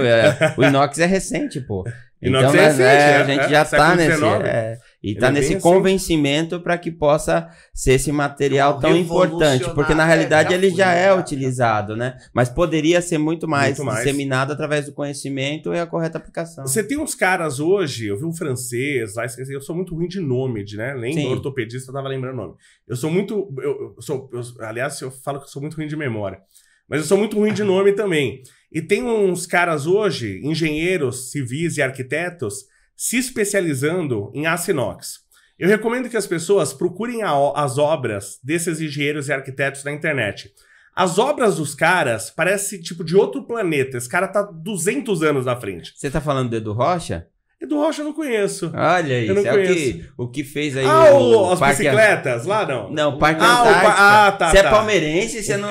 eu sei do projeto, mas não sabia do nome dele. É ele que fez toda aquela fachada. E é um dos estádios mais bonitos do mundo. O Parque Antártica. E assim, ela é autolavável, a aplicação do aço inox foi 280 toneladas. Como o prédio da Chrysler. O prédio da Chrysler também. Então, ele foi corretamente especificado, foi uma parceria que eles fizeram junto com a Peran, né, com o pessoal de engenharia deles. E aí, hoje, era para durar, sei lá, 10 anos, sei lá, já vai para... Recentemente eles fizeram esse não, 10 estudo anos de 10 anos. Não, brincando. Assim, eles deram certificado de garantia. Qualquer problema, garantia. Mas garantia. A durabilidade é outra coisa. Surreal, o prédio da Chrysler tá há 100 anos lá. Então... Eles fizeram a pera recentemente no palestra lá e realmente tá intacto. Tem uma coisa... Não, mas tem que estar. Isso aí é pra... 100 anos vai estar brincando. Eu até brinquei, fiz uma brincadeira lá com os alunos em cima de aço inox, porque a Torre Eiffel, quando ela foi montada, ela foi montada para um evento, era para ficar uma semana e ser desmontada. O pessoal gostou e ela tá lá até hoje. O problema é que a Torre Eiffel, em Paris, na França, ela tem que ser repintada, porque é aço carbono, ela tem que ser repintada a cada 18 meses. Imagina o custo Ô, Macron, de você pintar... Macron, eu sei que você tá vendo esse vídeo aí. Vamos trocar a Torre Eiffel lá, vamos botar inox, vamos? Revestir. Então, a gente fez essa proposta lá e vai entrar num trabalho que a gente vai fazer. É uma brincadeira que a gente faz lá, mas é uma proposta que a gente faz com o pessoal de engenharia. Pra gente calcular em quanto tempo se paga pra eu desmontar a Torre Eiffel e remontar ela em aço inox. Ó, a ideia do professor Léo, hein? E ela se paga rápido. Se eles fizessem, ela fica muito mais bonita e se paga rápido. É que aí entra num campo filosófico, se eu fizer isso com a Torre Eiffel. Porque imagina que eu faço isso. Eu desmonto toda a Torre Eiffel e monto ela toda de novo em aço inox. Ela não vai dar mais custo de manutenção e ela vai ficar muito mais bonita. Nem vai comparar. Vai ficar muito mais bonita. Mas e se alguém comprar todo aquele metal da Torre Eiffel desmontada e montar em outro lugar? Qual que é a verdadeira Torre Eiffel? Entendeu? Você entendeu o problema filosófico que então, dá isso aí? Em todo mundo existe os espertos, né? Não, mas aí a solução não seria um revestimento? Não, porque é estrutural, né? Não, revestir, mesmo se revestir. Não, como que você vai revestir? Mas você vai mudar a característica, né? Mas da o original torre, tá né? ali. Mas revestir, ela é revestida. A pintura é um revestimento. Não, revestir com inox mesmo. Não, mas aí você muda a característica, você fecha aquilo, né? Tanto que em inglês tem aqui pintura que descaracteriza muito no Brasil. Mas em inglês você fala coat e tal, você entende a pintura mais como um revestimento. É verdade. Né? Porque é um revestimento. Sim. Ela tem que ser revestida, ela é, mas não dura. O aço inox ele vai durar. Ele vai ficar. O problema é que se você faz isso, não é mais a Torre Eiffel, né? Bom, gente, é muita coisa aqui, é muita informação. Vamos para um intervalo rapidinho pra gente respirar e daqui a pouco a gente tá de volta. Você já parou para pensar no porquê clientes e parceiros podem contar com a Proginox? A Proginox é referência no setor de aço inox sob medida e tem muitos motivos para isso. E neste vídeo eu quero contar alguns deles para você. Uma empresa com certificação ISO 9001 que mostra a busca por melhoria contínua por meio da organização, implementação de sistemas de produtividade e qualidade. Investimentos em novas tecnologias, sempre para proporcionar maior gama de atendimento aos clientes, como a máquina de corte a laser turbo e maquinários de alta performance. O cuidado com o atendimento técnico, sempre pensando na correta orientação para o cliente, buscando um investimento justo e aplicabilidade eficaz. Por isso, contamos com vendedores especializados, engenheiros, projetistas e profissionais na linha de produção com experiência de mercado. Todos os projetos seguem as normas técnicas, seja da ABNT, seja da Anvisa. E todo o time tem o cuidado e o prazer de entregar um produto com qualidade. Características essas que têm marcado a Proginox nos seus mais de 20 anos de atuação, onde é referência, uma potência no mercado de aço inox no Brasil.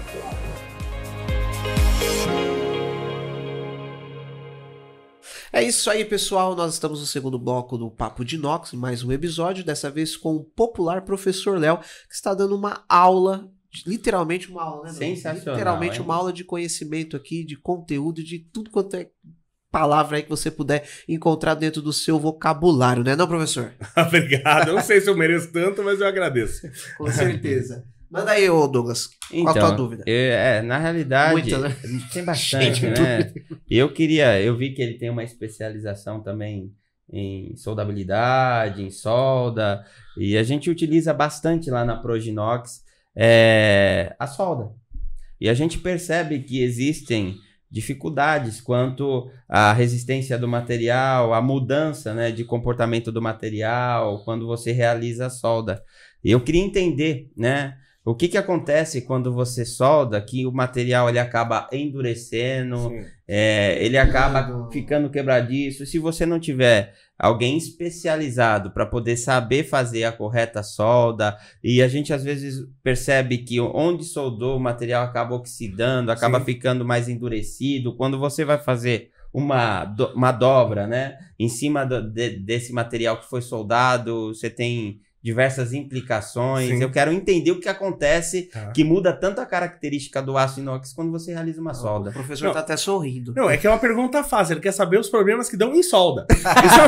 Porque solda quase não dá problema. Você acha? Solda quase não dá problema. E solda em aço inox, eu trabalho muito com a parte de solda em aço carbono. Solda em aço inox, ela é particularmente complicada, é igual solda de alumínio, né? Porque você tem a camada de óxido. Então você tem o metal e o óxido, dois materiais com pontos de fusões muito diferentes, com condutividades térmicas muito diferentes. Então isso já cria uma dificuldade grande para você soldar. Quanto mais chapa, mais fina for a chapa, ainda pior, porque mais óxido você tem proporcionalmente ao metal. Então você você tem um monte de problema, né, para você fazer a solda. Vamos falar, por exemplo, você falou que às vezes você solda... uma foto que eu já prometi levar para meus alunos e sempre esqueço.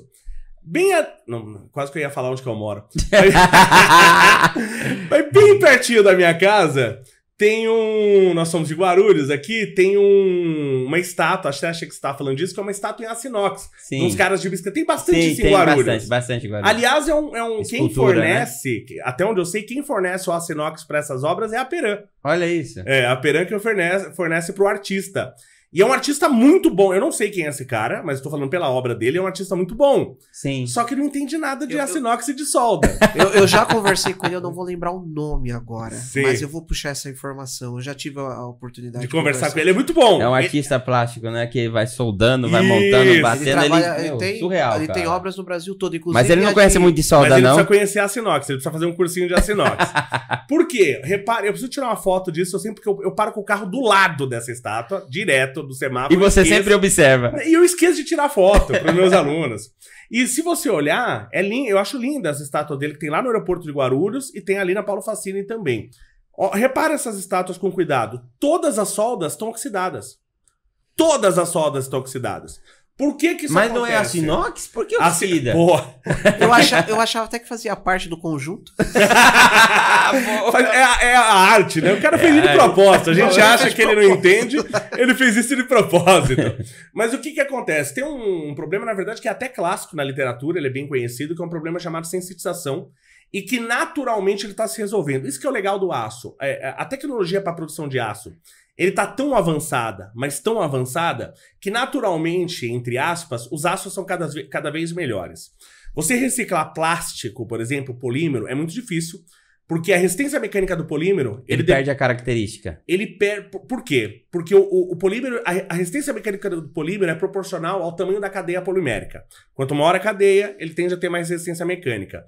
Quando eu picoto o polímero para reciclar, eu tô quebrando as cadeias. Então ele sempre vai perder propriedades.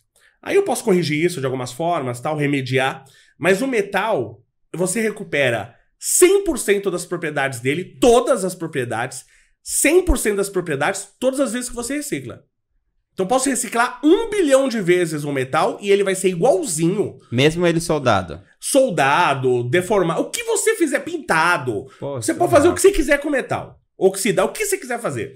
Eu recupero 100% das propriedades. Se eu reciclar ele 1 bilhão de vezes, ele é igualzinho ao estado original. O primeiro metal. Puxa, isso eu tô falando genericamente para metal. Pro ferro, particularmente, isso não acontece. Cada vez que eu reciclo ferro, ele melhora. Melhora? Ele melhora. Por que ele melhora? Porque quando a gente pega a sucata para reciclar o ferro, nunca tem só ferro. Sempre tem um fio de alumínio, um fio de cobre, uma peça cromada, uma peça estanhada. E todos esses elementos... Vai melhorando a propriedade. Ele melhora a propriedade do ferro. Então o ferro, cada vez que ele é reciclado, ele melhora. Tá? O que acontece? A própria fabricação do aço inox tem reduzido muito, claro, não em martensítico e tal, mas ele tem reduzido bastante a quantidade de carbono no aço inox. Então aqueles aços carbonos que a gente chama de L, são 304L, 316L, que é o low carbon. Que é o ideal para soldabilidade, né? O ideal para soldabilidade, o que não é L já está praticamente na composição do L. O que não é L... Equiparou tudo, ele tá equiparado. Aí o L você tá fazendo melhor. Sim. Mas o que acontece? Lembra que eu falei, por que o aço inox é inox? Porque ele bota cromo, e o cromo se oxida muito mais rápido que o ferro, e ele forma uma camada passiva, uma camada aderente. Você tem, na verdade, óxido de cromo, não óxido de ferro. Sim. Então eu preciso ter o cromo no que a gente chama de solução sólida substitucional. É uma solução, é como se tivesse água e sal. Você bota o sal, ele dissolve e vira uma solução. É uma fase só, ele é monofásico, né? Mesma coisa com ferro e cromo. O ferro dissolve o cromo em estado sólido. Ele fica monofásico. Você não vê ele, que tem cromo lá no microscópio, se ele tiver assim, tá?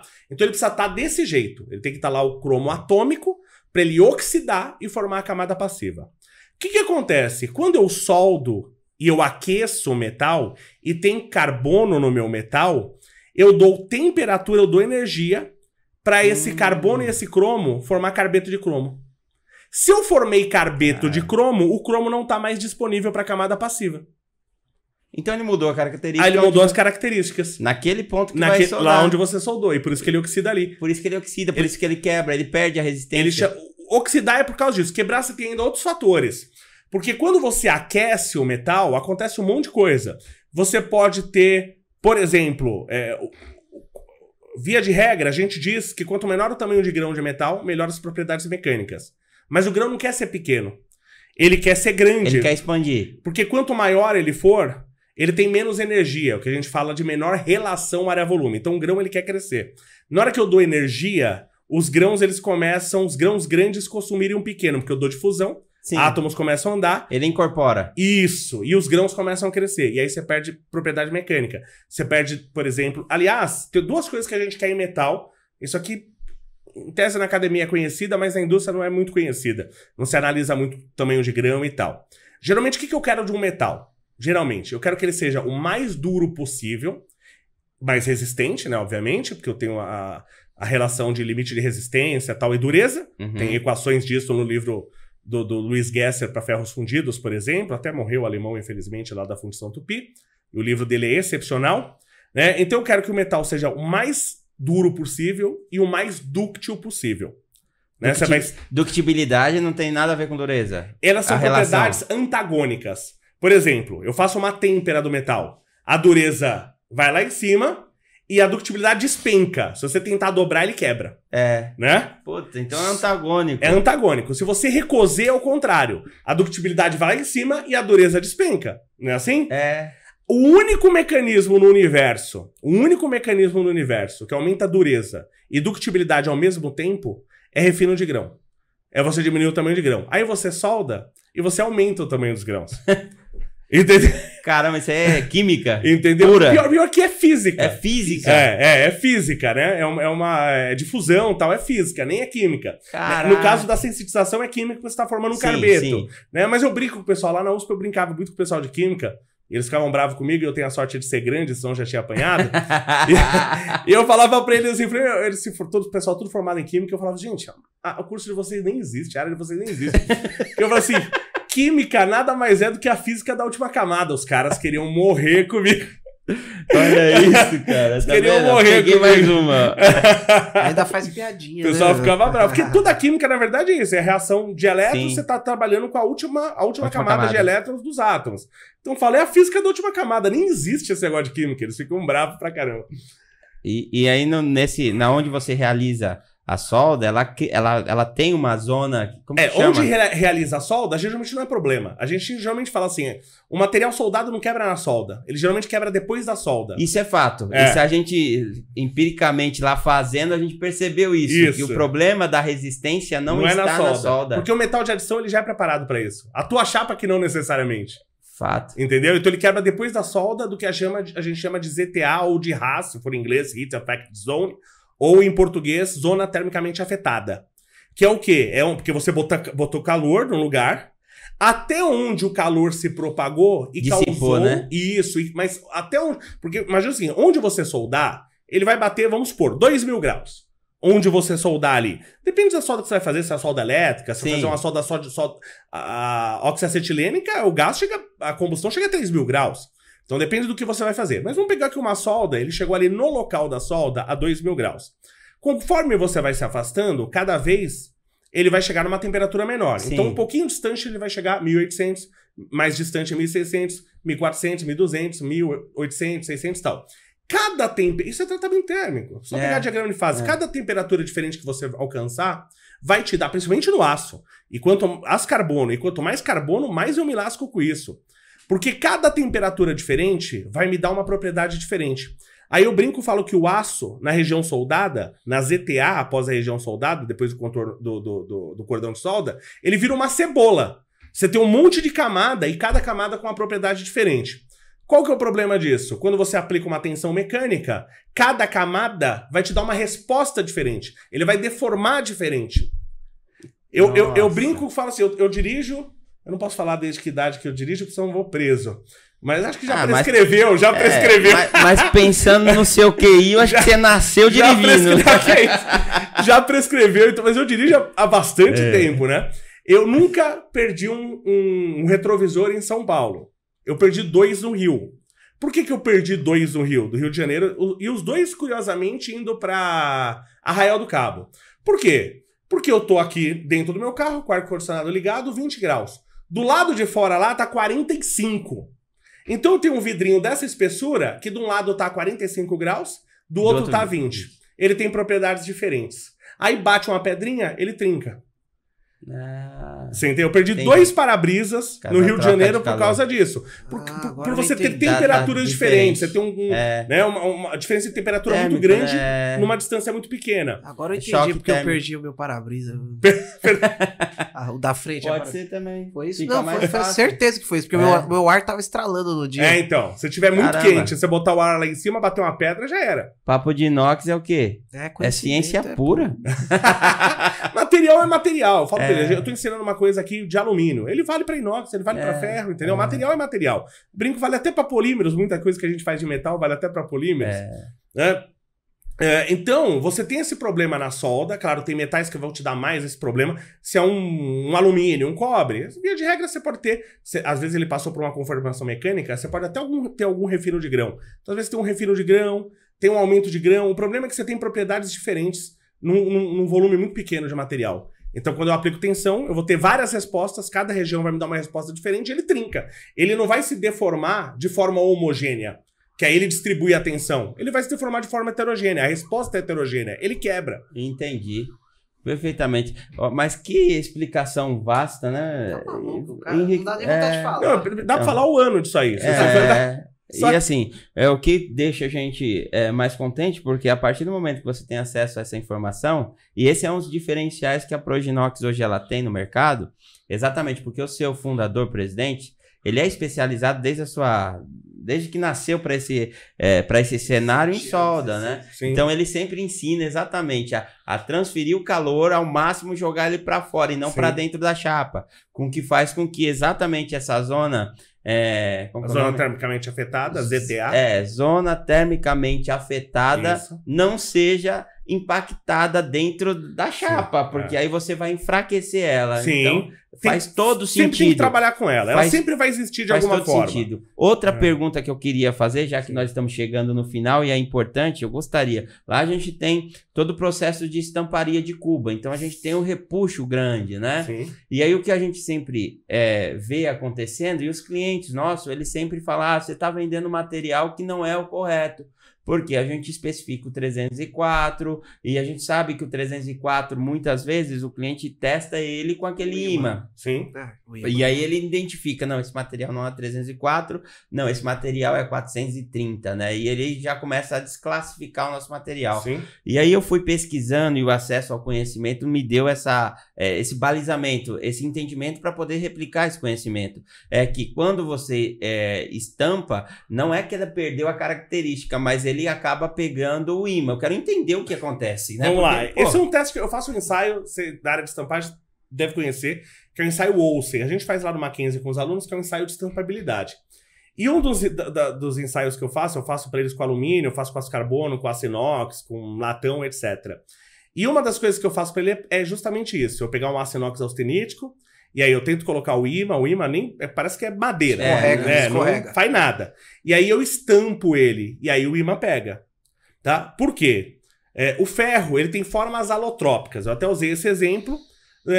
do caso do carbono com grafite e diamante. Grafite e diamante, os dois puros, são quimicamente idênticos, 100% carbono, tanto grafite como diamante. Mas fisicamente, eles são completamente diferentes, por causa da forma que os átomos estão arranjados na sua estrutura cristalina. O ferro, ele também tem formas alotrópicas. O ferro, você tem o ferro alfa, a baixa temperatura, a austenita, o ferro gama, acima de 700 e poucos graus Celsius, e acima de 1.400 e poucos graus Celsius eu tenho o ferro delta. Todos eles são sólidos, todos eles são ferro. Quimicamente, eles são idênticos quimicamente, só que fisicamente eles são bem diferentes. Que a estrutura dele tá arranjada de forma diferente? O arranjo atômico é diferente. Eu pego um ferro, ele naturalmente, o ferro, ele é CCC. Cúbico de corpo centrado. É como os átomos estão empilhados.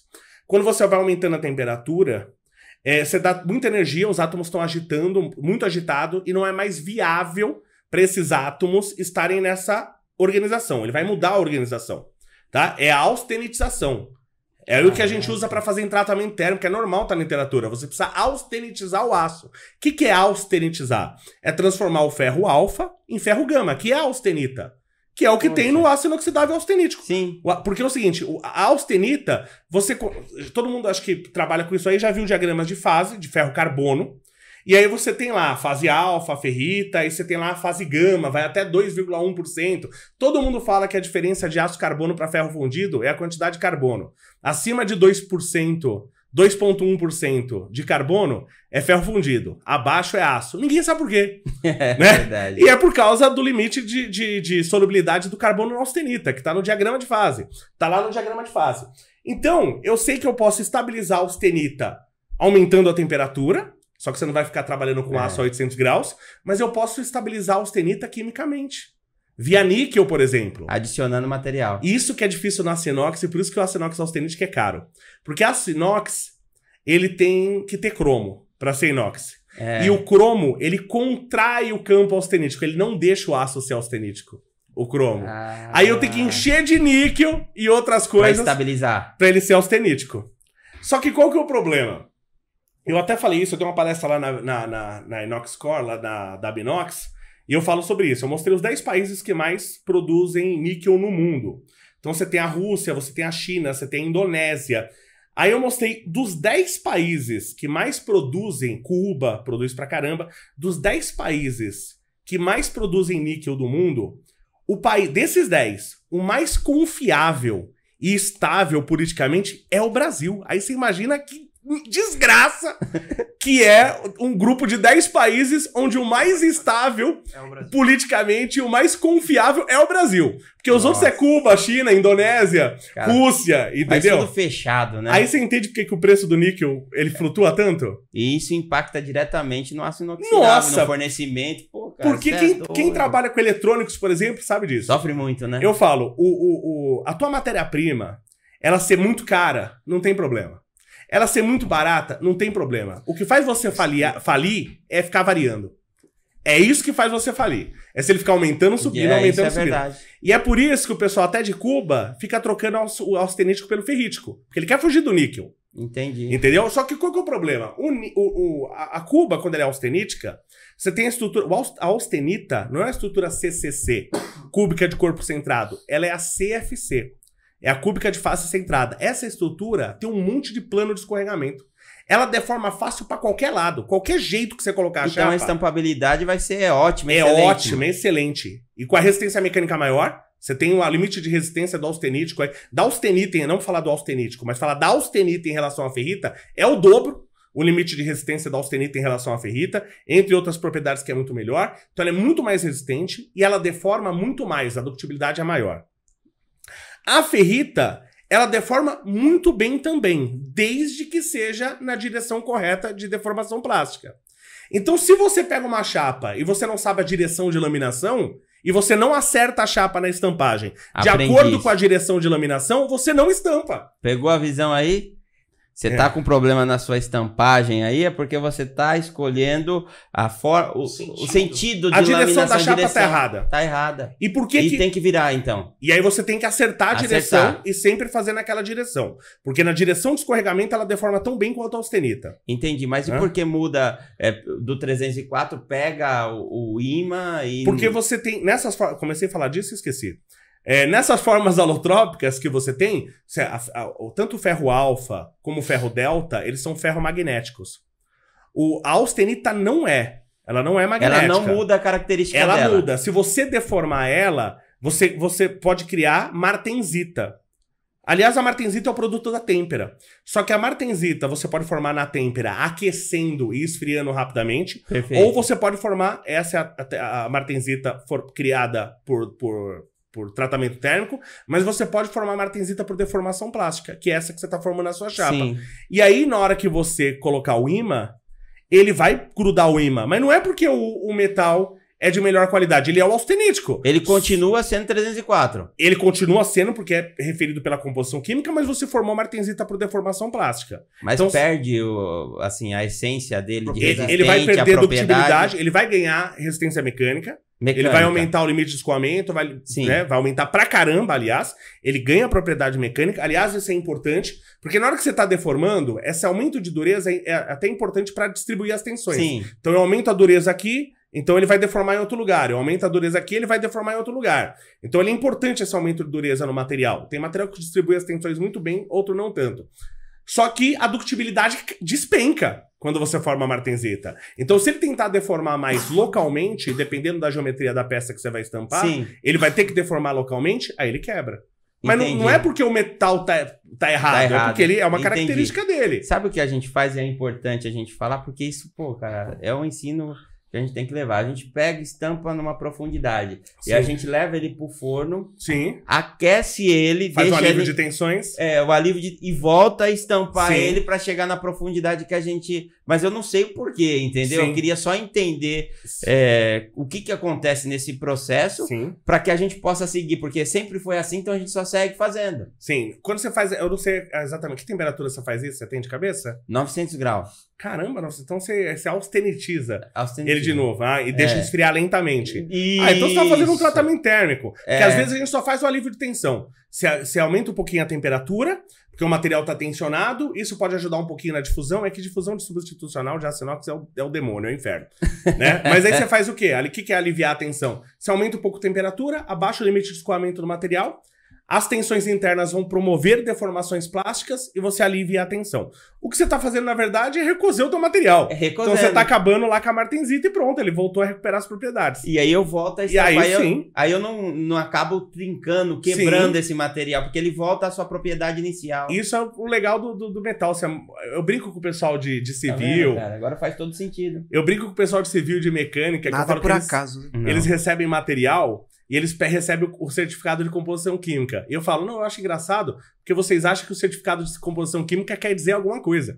Entendeu? E o material, ele pode ter 1 milhão de propriedades diferentes sem mudar nada na composição química. Olha que é o que você está fazendo com tratamento térmico. E isso a gente aprende, assim, na prática, né? Empírico. Aí agora, conhecendo cientificamente, baliza mais o que a gente está fazendo. E aí, isso Jonathan? Estamos chegando ao fim. Eu gostaria que o professor Léo respondesse uma última pergunta e também já finalizasse com relação ao desafio do hackathon que vocês promoveram na Mackenzie com o tema de inox, né? Parece que foi futuro verde e durável. Isso, foi um dos temas que a gente teve. O hackathon é um evento que a gente já está na 4ª edição no Mackenzie e é um sucesso absurdo, tanto que era uma coisa bem voltada para engenharia e esse ano a gente teve mais de 40 empresas. Inclusive a Binox, a Peram, mas tem a Embraer, a Globo, Sangoban. A Proginox. Tem um monte de empresa envolvida. E a gente teve mais de 2.000 alunos, inclusive alunos não só da engenharia, alunos de outras escolas lá do Mackenzie. E no caso de aço inox, a gente fez um desafio bem diferente. O desafio do ano passado foi bem técnico em relação ao aço inox. E esse foi mais de criatividade. Que eles tinham que bolar novos produtos em aço inox. E foi muito curioso, porque teve umas coisas bem interessantes. Por exemplo, treliça em aço inox. Você vai lá no aeroporto de Guarulhos, treliça é uma coisa fácil de você montar, dá muita resistência. Usual, né? Muito usual. Você vai lá no aeroporto de Guarulhos, toda a estrutura, se olhar pra cima, é de treliça espacial. Eu vou desde criança que eu vou lá pro aeroporto de Guarulhos, sempre tá pintadinho, bonitinho. Sim. A cada quanto tempo eles pintam aquilo ali?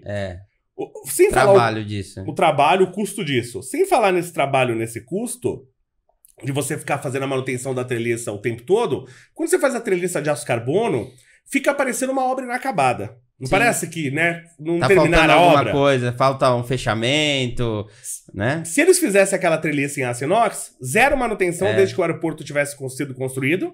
Beleza, e vira estética, ele vira algo arquitetônico. Sim. Entendeu? Ele vira algo arquitetônico. Sofisticado, né? E essa nem foi a proposta vencedora, hein? Mas tivemos essa proposta. Tivemos umas propostas interessantes de botijão de gás. Roda, exemplo, né? Teve roda. Então, esse foi a vencedora, esse foi a curiosa. Porque a gente teve caçamba em aço inox, teve caçambas aí oxidadas, jogando fora, essas caçambas de túlio. Tivemos o botijão, só que a aço inox tem uns probleminhas também. Eu vi, por exemplo, aqueles carrinhos de obra, sabe? Carriola de obra em aço inox. Ele é maravilhoso, que vai durar sei lá quantos séculos. É verdade. E é normal você ver aquele carrinho de mão, ele tudo furado, você não consegue carregar. Fora, né? Você não consegue carregar mais nada. Existe o carrinho de aço inox. Só que você bota na obra, os caras roubam, porque é de aço inox. Então imagina se eu faço um botijão de aço inox. Fica mais fácil ainda, né? Aí na hora que eles vieram com essa proposta da roda de carro de aço inox, todas as propostas a gente achou legal.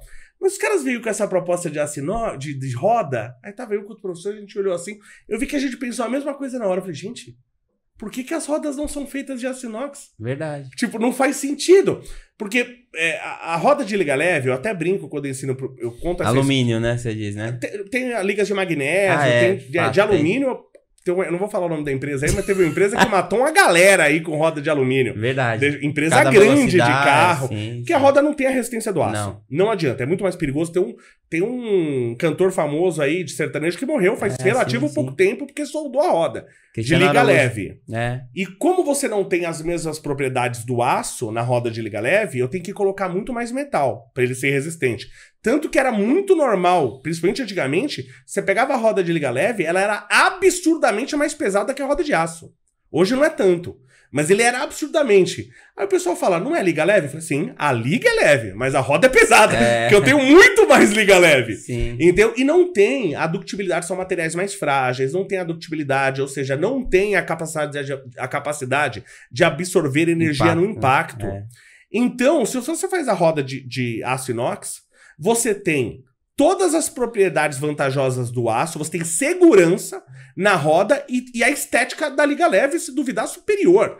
Fato. Entendeu? Aí quando o cara falou isso, eu falei, gente, por que as rodas não são feitas de aço inox? Porque ninguém nunca pensou nisso, As rodas deveriam todas serem feitas de aço inox. Porque elas seriam extremamente bonitas. Pô, a roda de aço inox é linda, não sei. Existe. Existe. Eu vi nos Estados Unidos, mas é feito tipo sob artesanal.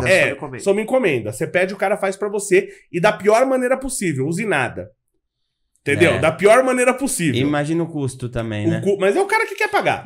O cara quer pagar. Eu tenho um aluno lá do Mackenzie que ele fez um escapamento acho que fez em titânio, se eu não me engano. Pagou acho que 20 mil reais. Eu falei, ninguém vai ver essa droga de escapamento. Tá debaixo do carro. Ninguém vai ver. Só que aí, tem dinheiro sobrando, Só que ele faz uma solda bonita, ele fica azulado, fica lindo. Eu falei, tá aí debaixo do carro. Ninguém vai ver essa porcaria. Pra que você gastou 20 mil reais nisso? Então, agora, se a gente fizesse por linha de produção, eu juro pra você, eu não entendi. O custo ia ficar viável. Não, isso aí não tem nem discussão. Ele é absolutamente viável. Só que, independente de ser viável, pra mim ficaria mais bonito e absurdamente mais seguro. Pessoas morrem por causa das rodas. Qual liga seria usada no inox? A gente até determinou uma lá. Eu sou muito ruim de memória. Eu preciso lembrar agora. A gente selecionou uma lá, fizemos uma baseado nas propriedades que a gente precisava. Eu acho que eu tenho aqui no celular. Não sei se a gente tem tempo. Deixa eu ver se eu consigo pegar rapidinho pra falar pra vocês. Porque a gente determinou lá qual era a liga. Mas a vantagem, como eu falei, é a beleza que você tem, a estética do aço inox. A durabilidade. Ela é muito boa, durabilidade. E como eu falei, nós temos pessoas morrendo com as rodas normais. Por quê? Falta de ductibilidade. Deixa eu achar aqui no grupo do desafio para ver se eu acho aqui a... Ele já patenteou a ideia? Então, a roda, como eu falei, a roda, a Aço-Inox 301. 301. Ele é mais duro. Então... Dúctil. Aí que tá. Isso que é legal do Aço-Inox. Ele é muito mais duro, mas também é muito mais dúctil. Entendeu? Então você tem essas duas vantagens que geralmente você quer no metal. Presente no material. Porque as ligas leves, geralmente, elas são bem duras, mas não são dúcteis. Você bate, ela quebra. O Aço-Inox, você vai bater, ele vai amassar. E ele vai absorver a energia do impacto. Entendeu? Por isso que ele é importante. Então foi engraçado, porque foi surpreendente. Porque quando os alunos falaram, foi bem assim, a gente olhou um pro outro e eu vi o que ele pensou, o professor, meu amigo, e ele viu o que eu pensei. Assim, por que que não é feito? Não faz sentido as rodas não serem feitas de Aço-Inox. Tá aí a ideia, hein? Tá aí a ideia. Alguém precisa revolucionária, né? Não, imagina um carro preto com roda de Aço-Inox. Pô. Cara, pensa em algo bom. Vamos investir nisso aí. Vamos patentear isso aí. Bom, gente, é uma pena, mas a gente vai estar chegando ao fim já. Professor Léo, muito obrigado pela sua participação.